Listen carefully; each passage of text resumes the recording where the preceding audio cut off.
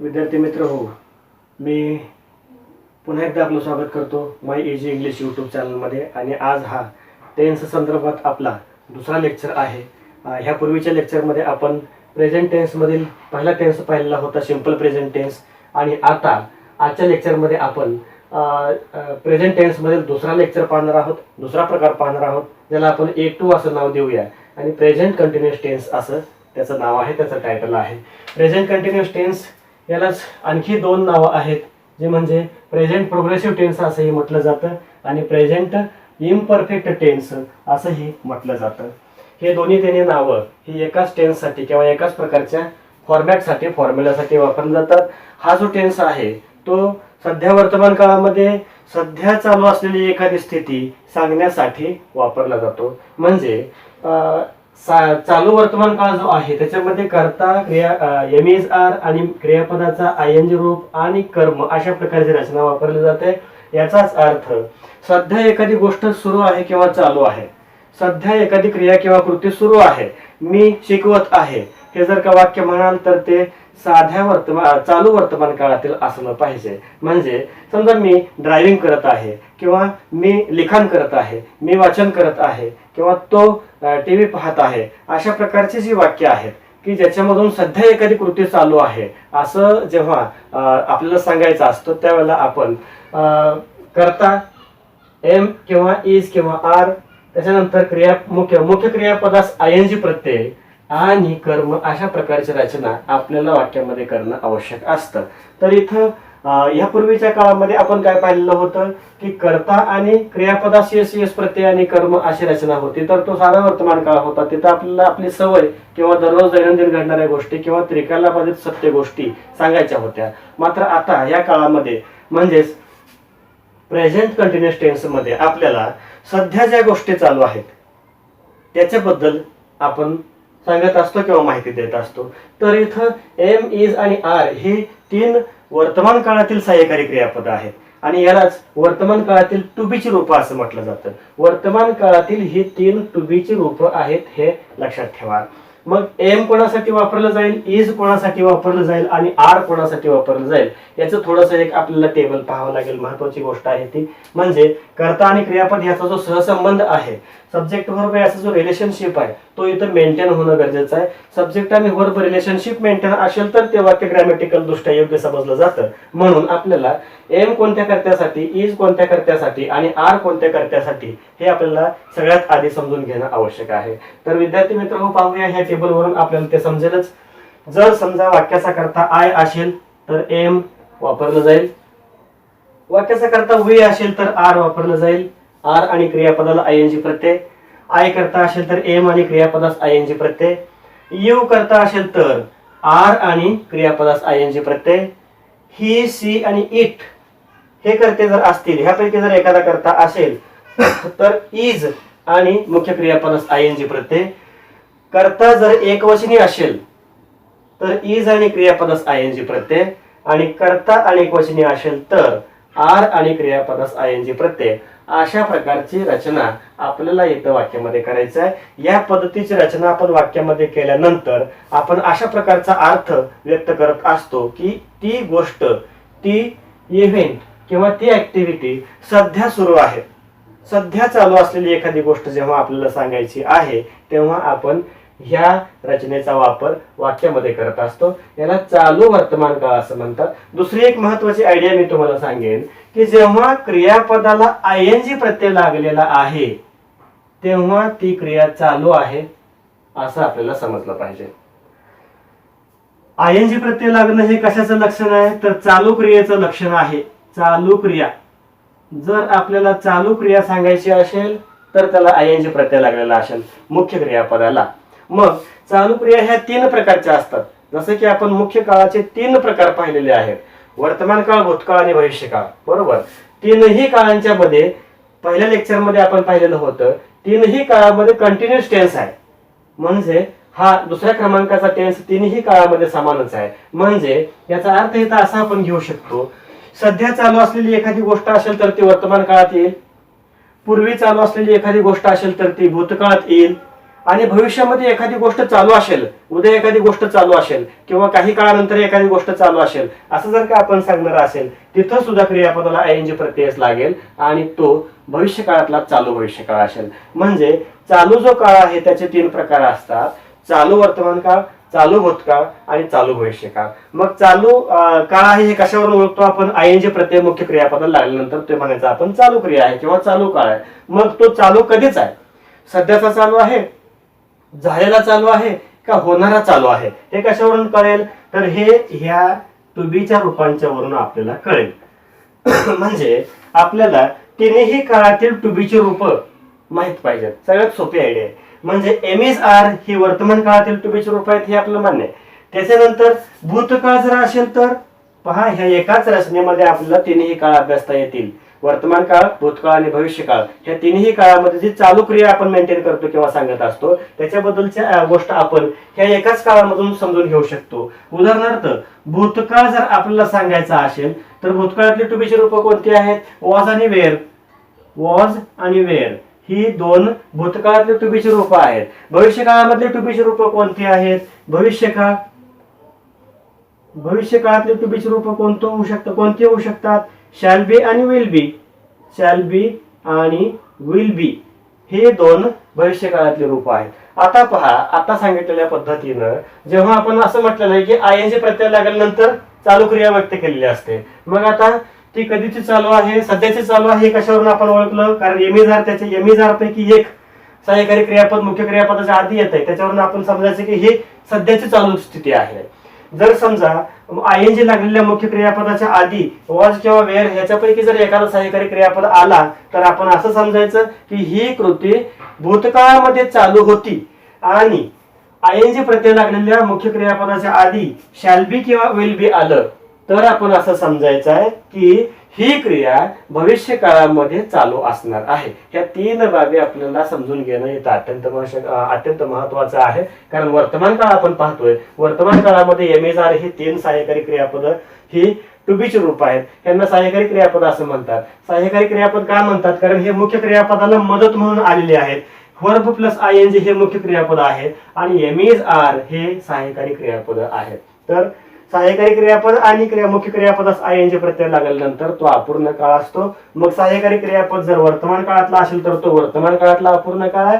सहाय्यकारी क्रियापद जर भूतकाळातला असेल तर तो भूतकाळातला अपूर्ण काळ आहे आणि सहाय्यकारी क्रियापद जर भविष्यकाळ असेल तर तो भविष्य काळातला अपूर्ण काळ आहे. अर्थात तो चालू वर्तमान काळ आहे, चालू भूतकाळ आहे आणि चालू भविष्य काळ आहे. हे आपल्याला इथं ओळखणं सोपं होऊ शकतं. आता ह्याच्यानंतरची एक महत्वाची गोष्ट आपण पाहणार आहोत की इथं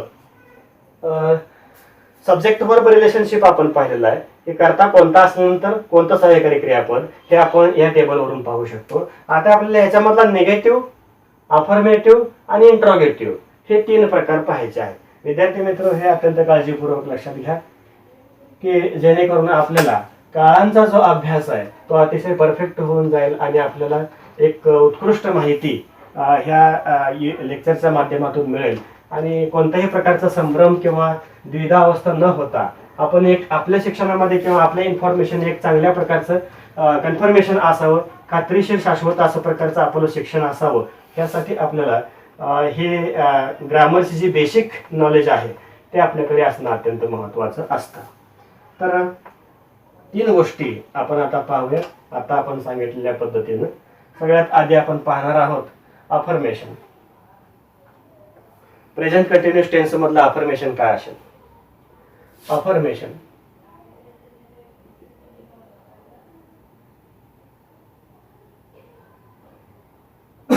अफर्मेशन त्यानंतर आपण निगेशन पाहणार आहे आणि त्यानंतर मग इंट्रोगेशन पाहणार आहे. ठीक आहे. अफर्मेशन म्हणजे समजा असं एखादं वाक्य असेल, सध्याची चालू परिस्थिती आणि होकारात्मक वाक्य. होकारार्थी वाक्य म्हणजे अफर्मेशन, नकारार्थी वाक्य म्हणजे निगेशन आणि प्रश्नार्थक वाक्य म्हणजे इंट्रोगेशन. हे आपल्याला 3 भाग इथं पाहायचे आहेत. समजा मी असं म्हटलं, I am working in my field. हे वाक्य आहे. I am working in my field. मी माझ्या शेतामध्ये काम करत आहे. काम करण्याची सध्याची स्थिती सांगितलेली आहे. जर समजा असं म्हटलं I was working in my field, तर तो चालू भूतकाळ झाला. चालू भूतकाळाचा अर्थ कसा होईल? मी माझ्या शेतामध्ये काम करत होतो. काम करण्याची क्रिया मात्र चालूच होती. ते सांगायचं आहे आय एन जी वरून. I was working in my field असं म्हटलं तर मी माझ्या शेतामध्ये काम करत होतो. I am working in my field असं म्हटलं तर मी माझ्या शेतामध्ये काम करत आहे. आणि I shall be working in my field असं असेल तर मी माझ्या शेतामध्ये काम करत असेन असा त्याचा अर्थ असेल. तर हे अफर्मेशन आहे, याच्यामध्ये कुठेही नॉट नाही, हे अफर्मेशनचं वाक्य आहे. निगेशन कशा प्रकारचं असेल? निगेशन हे अफर्मेशन म्हणजे होकार, निगेशन म्हणजे नकार. नकार कशा प्रकारे सांगणार तुम्ही? I am not working in my field. किंवा आपण करता बदलूया, ही म्हणूया he is not working in my field. तो माझ्या शेतामध्ये काम करत नाही. तो माझ्या शेतामध्ये काम करत नाही. इज नॉट असं आलेलं आहे. नॉटचा इथं नॉटची भूमिका इथं काय आहे पहा. सहाय्यकारी क्रियापदाला जोडून नॉट येतो नेहमी. सहाय्यकारी क्रियापदाला जोडूनच नॉट यायला पाहिजे. काही वेळेस मग ह्याचा आपण शॉर्ट फॉर्म करू शकतो. इज नॉट असं एकत्र जोडून घेतलं आणि हा जो ओ आहे हा काढून या ठिकाणी अपॉस्ट्रॉफी मार्क द्यायचा आहे. इजंट असं होऊ शकेल. अपॉस्ट्रॉफी मार्क कुठं असतो? बरोबर ओच्या ठिकाणी. ओ काढला त्या ठिकाणी अपॉस्ट्रॉफी मार्क दिला म्हणजे स्पेलिंग मिस्टेक होणार नाही. Isn't, he isn't working in my field हे त्याचं निगेशन असेल. He isn't working in my field, तो माझ्या शेतामध्ये काम करत नाही.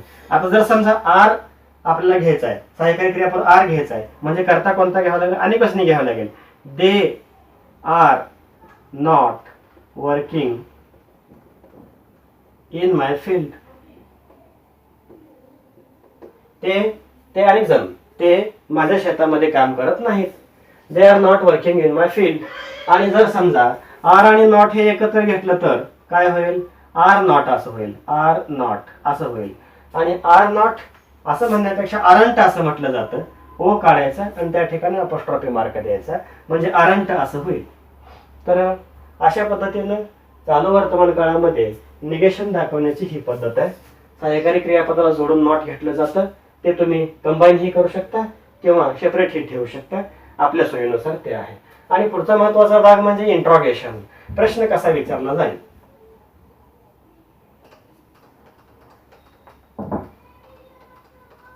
चालू वर्तमान काळ, सध्याची स्थिती जी चालू आहे, सध्याची एखादी गोष्ट चालू आहे. रस्त्यावरून वाहनं जात आहेत, विद्यार्थी ग्राउंडवरती खेळत आहेत, वर्गामध्ये लेसन सुरू आहे, शिक्षक शिकवत आहे, विद्यार्थी शिकत आहे, मी प्रवास करत आहे. अशा प्रकारची जी वाक्य मराठीमधली आहेत ती सगळी साध्या चालू वर्तमान काळामध्ये येतील.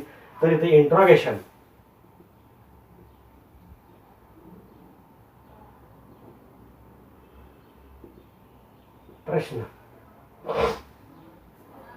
प्रश्न कसा विचारला जाईल?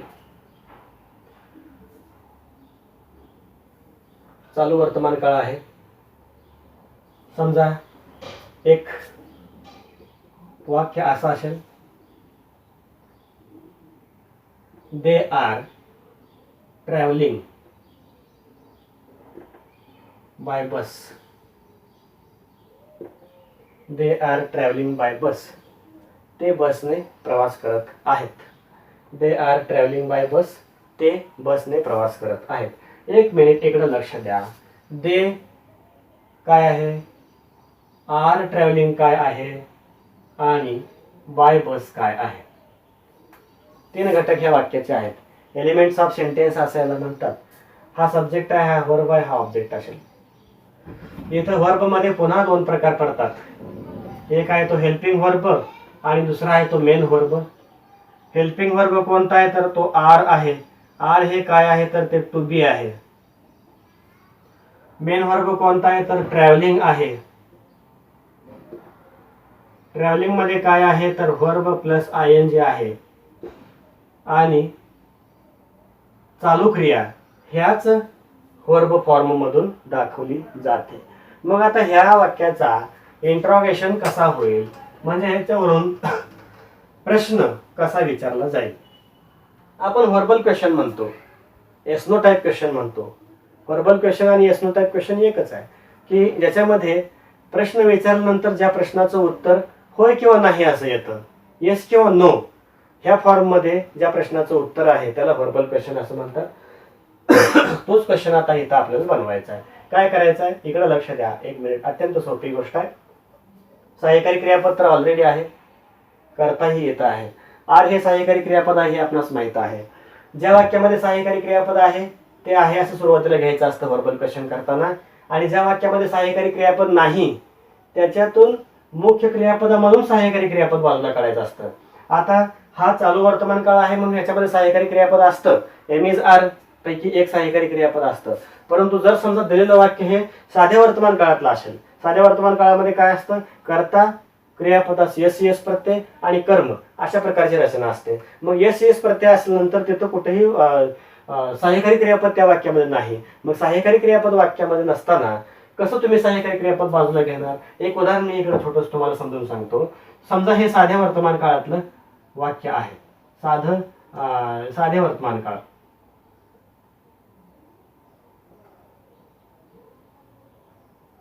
साधा वर्तमान काळ, साध्या वर्तमान काळातले एखादं वाक्य समजा असं आहे, सी सिंग्स अ सॉन्ग.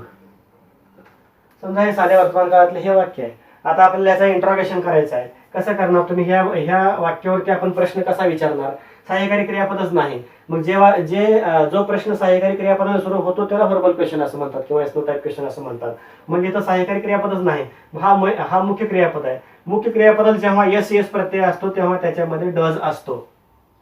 जेव्हा मुख्य क्रियापद भूतकाळी असतो तेव्हा त्याच्यामध्ये डीड असतो. आणि जेव्हा मुख्य क्रियापद हे पहिल्या रूपामध्ये असतो तेव्हा त्याच्यामध्ये डू असतो. मग आता इथं यस यस प्रत्यय लागलेला आहे म्हणजे इथं डज आहे. मग तुम्ही याचा आन्सर लिहिताना कसं लिहिणार, डज आधी घ्यायचं, डज आधी घेतला, मग करता घ्या डज सी, आणि सिंग्स असं न घेता आता फक्त सिंग असं घ्या, कारण यस ऐवजी इथं आपण डज बाजूला घेतलाय. फक्त सिंग असं घ्या, अ सांग असं पुढे लिहा. म्हणजे हे झालं त्याचं व्हर्बल क्वेश्चन. आणि शेवटी प्रश्नचिन्ह द्या, does she sing a song. याचं उत्तर एकतर येस येईल किंवा नो येईल. ह्या पद्धतीने आहे. मग इथं जर समजा भूतकाळ असता तर डीड घेतला असतं, इथं फक्त सिंग असता तर डू घेतला असतं. इथं जर भूतकाळी रूप असेल तर डीड घ्यायचा आणि पुढे इथं लिहिताना त्याचं पहिलं रूप लिहायचं आहे, त्याच मुख्य क्रियापदाचं पहिलं रूप लिहायचं आहे. तर ही गोष्ट आहे वर्तमान काळातली, साध्या वर्तमान काळातली. आणि आता इथं आपल्याला चालू वर्तमान काळ पाहायचा आहे. चालू वर्तमान काळामध्ये एम इज आर ही सहाय्यकारी क्रियापद ऑलरेडी आहे, त्याच्यामुळे इंट्रोगेशन करणं हे पुन्हा सोपं असतं. म्हणजे इंट्रोगेशन मध्ये काय होतं, सहाय्यकारी क्रियापद आधी आणि कर्ता नंतर, एवढीच गोष्ट आहे. आणि सगळं वाक्य लिहायचं आणि शेवटी क्वेश्चन मार्क द्यायचा. म्हणजे हे व्हर्बल क्वेश्चन झालं. म्हणजे कसं होईल, आर ए कॅपिटल लिहायचा, वाक्याची सुरुवात आहे. आर दे साठी लहान लिहायचा कारण हे मध्येच आलंय. आता are they travelling by bus आणि पुढे question mark. Are they travelling by bus, ते बसने प्रवास करत आहेत का, तर त्याचं उत्तर येईल यस. नसेल तर नो. एकतर येस येईल किंवा नो येईल. हे त्याचं इंट्रोगेशन आहे. म्हणजे प्रश्न विचारत असताना सहाय्यकारी क्रियापद आधी आणि कर्ता पुढं. दे आर आहे तर आर दे फक्त करायचं आहे. ही इज असेल तर इज ही असं करायचं आहे. मग आय एम असेल तर एम आय असं करायचं आहे. म्हणजे जशा प्रकारचं वाक्य तशा प्रकारचं इंट्रोगेशन तुम्ही तिथं प्रश्न विचारायचा असतो. समजा वाक्य असं असेल, he is going to school. तो शाळेला जात आहे, तो शाळेला चालला आहे. मग is, he is going to school असं वाक्य असेल तर त्याचं व्हर्बल क्वेश्चन करत असताना म्हणजे इंट्रोगेशन करत असताना इज सगळ्यात सुरुवातीला येईल आणि ही हा करता पुढे जाईल. म्हणजे सहाय्यकारी क्रियापद आधी आणि त्यानंतर करता अशा प्रकारची रचना या ठिकाणी होईल. म्हणजे चालू वर्तमान काळामध्ये सगळ्यात सुरुवातीला कर्ता, त्यानंतर टू बीचं रूप एम इज आर पैकी एक, आणि त्याच्या पुढं मुख्य क्रियापदास आय एन जी प्रत्यय, आणि त्यानंतर कर्म असेल किंवा इतर कोणताही घटक असेल. तर ही रचना आपण ह्या दुसऱ्या क्रमांकाच्या काळामध्ये पाहिलेली आहे. दुसऱ्या क्रमांकाच्या काळाला आपण A2 असं नाव दिलेलं आहे, ज्याच्यामध्ये आपण चालू वर्तमान काळाची माहिती ह्या व्हिडिओमध्ये पाहिली. तर विद्यार्थी मित्र हो, चालू वर्तमान काळामध्ये सध्याची एखादी अशा प्रकारची कृती की जी सध्या चालू आहे हे व्यक्त करण्यासाठी, वर्तवण्यासाठी चालू वर्तमान काळाची रचना वाक्यामध्ये वापरतात. तर हा एक महत्त्वाचा लेसन मी आपल्यासाठी आज तयार केलेला आहे. विद्यार्थी मित्र हो, आपल्याला हा जर व्हिडिओ आवडला असेल, महत्त्वाचा वाटला असेल, तर ह्या व्हिडिओला सबस्क्राईब करा, लाईक करा, बेल आयकॉन दाबा, आणि आपल्याला जर व्हिडिओ आवडला तर आपल्या मित्रांना तो शेअर करा, फॉरवर्ड करा. आपण या ठिकाणी थांबूया. याच्या पुढचा जो काळ आहे A3 मधला, म्हणजे प्रेझेंट परफेक्ट टेन्स, तो आपण यानंतरच्या लेक्चरमध्ये अरेंज करणार आहोत. तोपर्यंत आपण थांबूया. धन्यवाद. थँक्यू.